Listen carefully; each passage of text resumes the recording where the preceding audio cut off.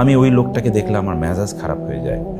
যেই লোকটা দুনিয়ার কোনো কাজেও লাগে না, আখেরাতের কোনো কাজেও লাগে না।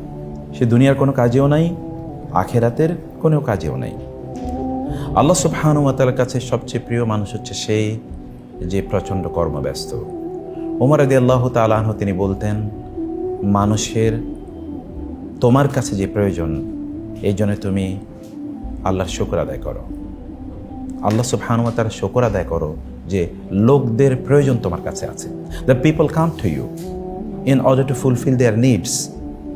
When they are in need and necessity, they come to you. It is a favor of Allah upon you. You shouldn't forget it. You should thank Allah because of this favor.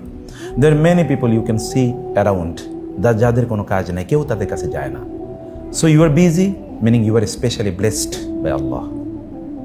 সে কারণে তোমার অন্যের চেয়ে কৃতজ্ঞতা বোধ অনেক বেশি থাকা দরকার। আমার পার্সোনাল জীবনের এক্সপিরিয়েন্স বলি, যেদিন আমার কাজ অনেক বেশি সেদিন আমি অনেক কাজ করতে পারি, যেদিন আমার কাজ কম সেদিন আমি কোনো কাজই হয় না আমার। আমি জানি না whether it is applicable for you or not, কিন্তু আমার ব্যক্তিগত জীবনে যেদিন আমি 20টা কাজ করি, 20টা কাজে আলহামদুলিল্লাহ ভালোই হয়। যেদিন আমার একটা মাত্র কাজ থাকে ওই কাজটাই হয় না।